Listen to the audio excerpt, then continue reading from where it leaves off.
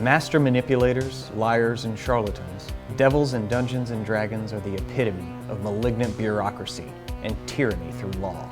Immortal, vindictive, and resourceful, devils use law to give their evil the facade of legitimacy. They are partly responsible for early editions of D&D's reputation as a satanic game, and were altered heavily in the second edition of Dungeons & Dragons. However, devils have a complex and terrifying role to play in the D&D world. They are the shadowy backers of numerous fiendish plots, and the ultimate bankrollers of petty evil. So today on WebDM, we're gonna sign on the line that is dotted and figure out the deal with all these devils. Let's get to it.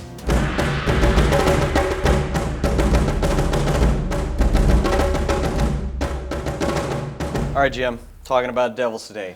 Devil. I'm gonna perch on your shoulder and make you do it. Yep. Tell me about devils. Of all the fiendish, extraplanar kind of monsters in Dungeons & Dragons history, I think devils are probably my favorite, more so than demons, Yugoloths, any of the other planar races, just because they have a delicious evil to them. Yeah. Mean, manipulative, immortal, resourceful, vindictive. They're just great opponents.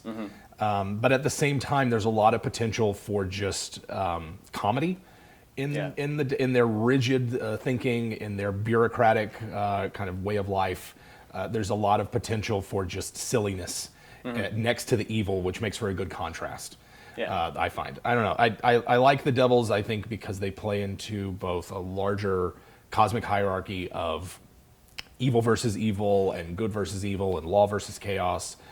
They fit nicely into that with the Blood War, but at the same time, they're master manipulators, liars. They're good behind the scenes monsters to use in your campaign. What are some of the different kinds of devils? There are Batorians, which is a sort of a second edition term that's used to denote like true devils, like actual residents of the nine hells. Yeah. And then there are kind of peripheral fiends that live in hell with the devils. These would be like chitons, hellcats, certain other fiends that live in hell, sometimes imps, depending on what edition of D&D it is, that surround these creatures. But for the most part, the devils themselves are fallen angels. If you're kind of going by some D&D cosmologies, they have the connection to the divine, but have rejected it in the way that angels haven't. Now they're here living in hell and sort of ruling over that. There's another cosmology that says the Yugoloths created the devils using larvae and created both devils and demons to represent the two halves of evil, and then kind of have manipulated those two halves into fighting each other across the lower planes since the beginning of time. Just for shits and giggles. Just for shits and giggles, yeah. Just to kind of determine whose version of evil will be the most dominant in the lower planes. And isn't that always the point? Isn't that always the point? Yeah. So that brings us to like the Blood War from second edition and Planescape, which is where I really start to like D&D, because it's more than just the small campaign world on the Prime material. Yeah. It's this blown up huge cosmology of other planes and factions and struggles and strifes, and you can bring that into your campaign world and link your tiny local campaign that's just taken place in the small little wooded valley of who's its place, Barony, and connect it to the nine hells through the use of devils. Connect it to the Blood War and connect it to the planes through that. Yeah, because people might wonder, how come devils and demons don't just take everything over? It's like, well, most of their forces fighting each other. There's always the interpretation or the kind of the founding myth in a lot of D&D worlds that there's some kind of cosmic law or planar law that prevents extraplanar creatures from passing those boundaries. It could just be the simple fact that most of them can't plane shift, and so they otherwise can't get here. And if they can plane shift, like say a night hag, that makes them incredibly powerful because they can go from the lower planes to the material plane fairly easily. When you use devils in your game, how do you like to have your devils interact with the game? Directly with the PCs, probably not. So I think for me, at lower levels, they make good backers and sort of shadowy manipulators of events.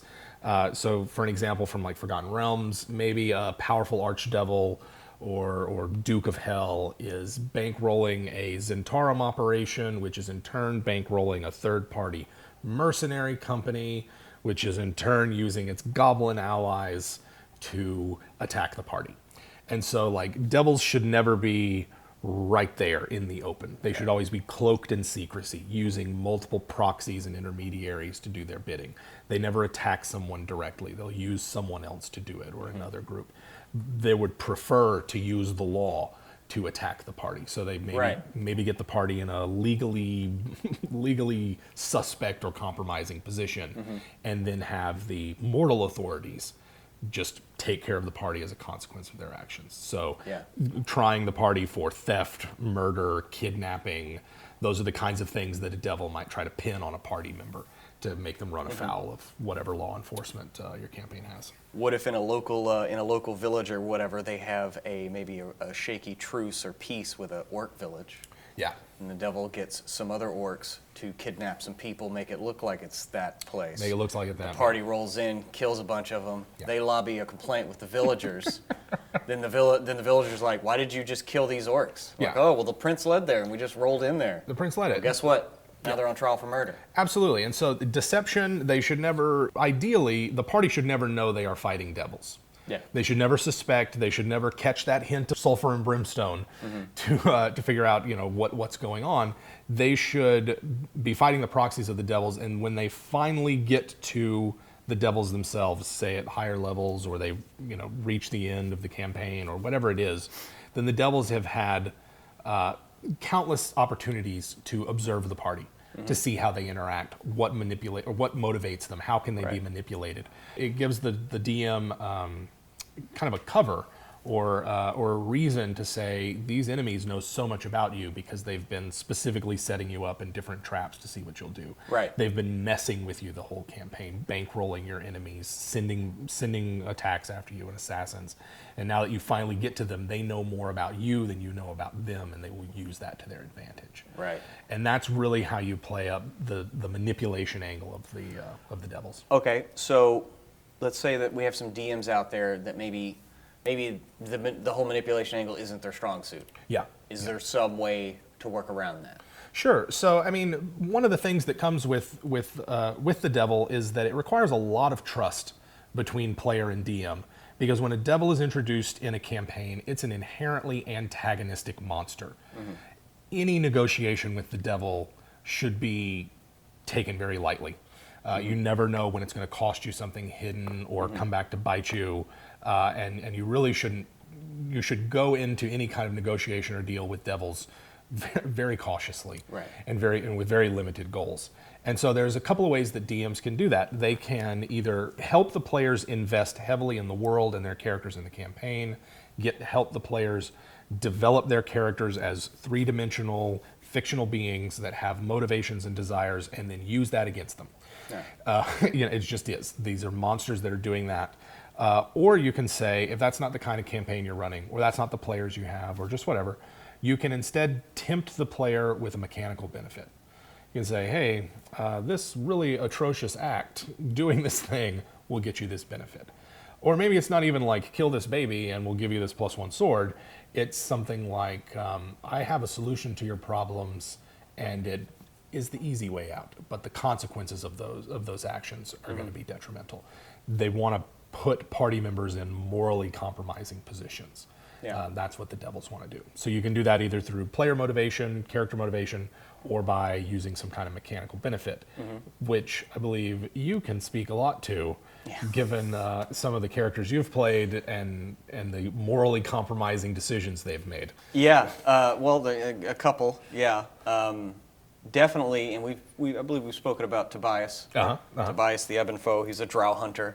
Got impatient, put on a ring, and there turned out to be a devil prince inside of it, which, like you were saying, the whole mechanical benefit to morally compromising decisions.